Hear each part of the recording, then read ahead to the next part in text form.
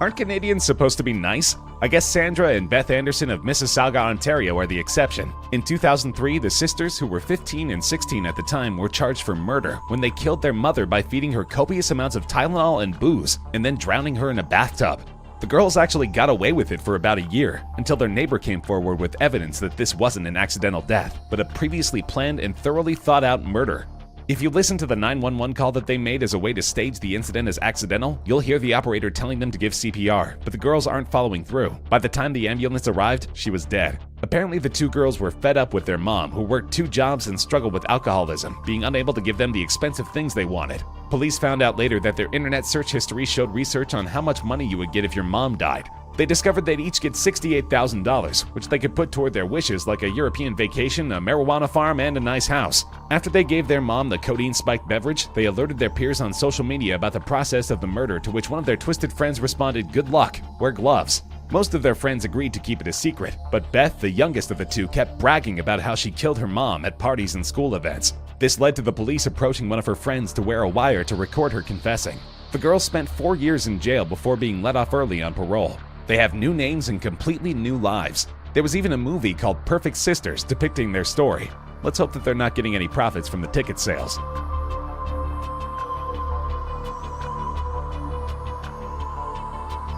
An 11-year-old boy from Britain, whose name can't be mentioned due to legal purposes, is serving a custodial sentence for his multiple counts of rape and sexual misconduct. The boy pleaded guilty for raping the same boy 15 times, as well as 3 charges of inappropriate sexual touching. Reports say that on May 29, 2016, the boy accused was playing with a 7-year-old boy in his bedroom when his stepmother heard whispering over the baby monitor. Suspicious as to what could possibly be going on, she investigated, only to find the 11-year-old raping her stepson. The defendant immediately said, "I'm sorry, I don't know why I did it." The victim told the police that he had been raped every single time they played together and was told to keep it a secret. The defendant was put on bail, after which he touched a disabled 11-year-old boy over his trousers. When he was accused a second time, the boy again showed remorse and seemed sorry for what he had done. He said that he too was raped as a child and was still working through that. As of right now, he's the youngest sex offender in Britain. You kind of feel sorry for him, but he really needs to pay for his actions.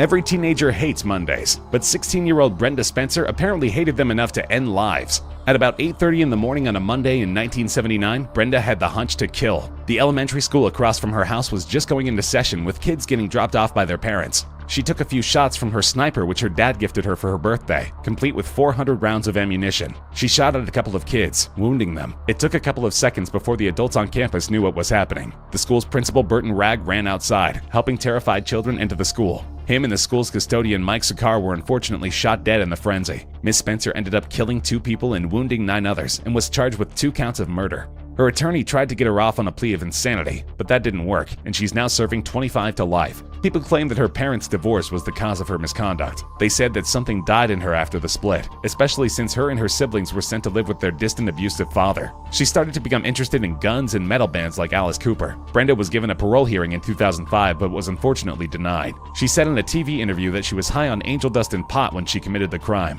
but the toxicology reports say otherwise. She'll get another hearing in 2019 for potential parole. It's no surprise that she blames herself for the recent school shootings, considering she orchestrated one of the first ones in recent history.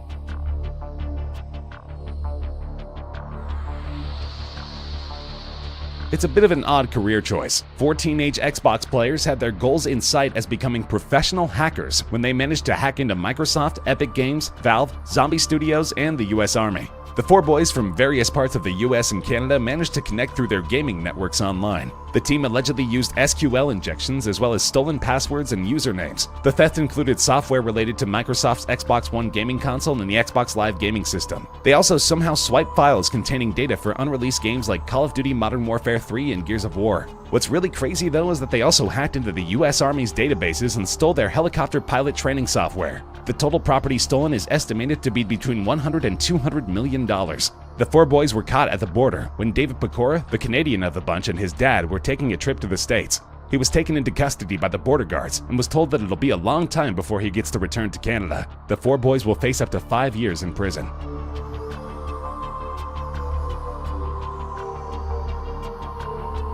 Eric Miller, a chubby, nerdish kid from New York State, was only 13 when he killed 4-year-old Derek Robbie out in the woods. On August 2, 1993, the young defendant was out on his bike when he came across Derek, walking by himself to a nearby summer camp. Eric managed to lure him into the woods, where he tortured and killed him. He dropped 2 large rocks on the 4-year-old's head and then strangled him to death. He then stuck a stick up the child's rear opening in an attempt to bash his heart so it'll stop beating. He then took out a red Kool-Aid drink from Derek's bag and poured it onto his wounds. Eric came home that day totally calm, as if nothing had happened. The police eventually found out though, and on August 16th of the following year, Eric was charged with second-degree murder and sentenced to the maximum term for juveniles at the time, which was 9 years to life. Eric has been given a parole hearing every 2 years, but hasn't been let out since. When asked by the judge why he did it, he said, "Because instead of me being hurt, I was hurting someone else."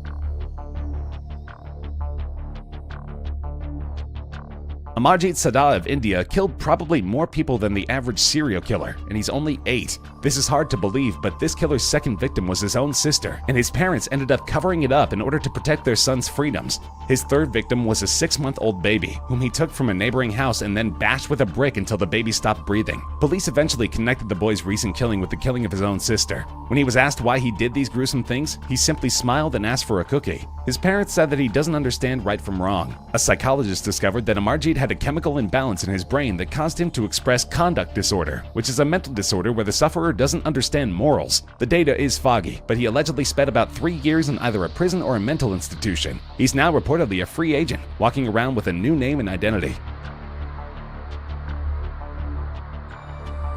One British teen did the unthinkable. At only 15 years old, Daniel Bartlam killed his own mother in a gruesome horror movie-like display. The whole thing was spurred on by a fight they were having at home. She called him a freak, and then something came over Daniel, and he began to hit his mother with a hammer, bashing in her skull. He then wrapped her in paper, covered her in gasoline, and set her on fire. He initially claimed that an intruder came in and killed his mother, but the police found a written-out soap opera plot on his computer that describes a killer bashing someone in with a hammer and then leaving them on the train tracks to die. It was also discovered that Daniel watched the film Saw just hours before killing his mother. At the hearing, Daniel claimed that there were voices in his head that were telling him to kill, and that he was having visions of doing these things against his will.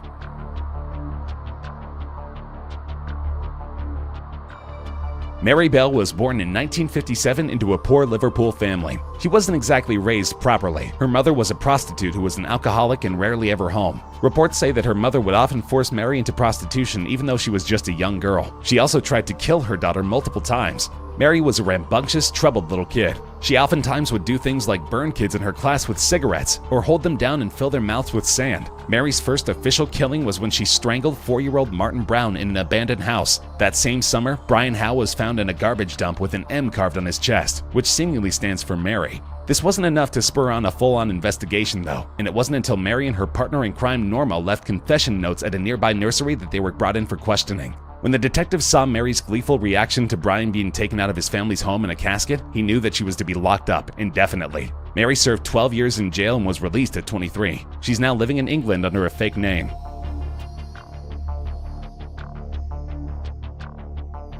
One of the youngest killers in history, a 4-year-old boy from Saudi Arabia allegedly gunned down his father with his dad's own pistol when he found out his parents weren't buying him a PlayStation. The dad was apparently undressing and put the weapon down for a brief moment when the kid picked it up and started firing. Saudi Arabia has dubbed this kid the country's youngest killer. This might be a warning for parents to hold off buying your kids video games, because it could potentially lead to them reenacting that behavior, especially when that game contains violence.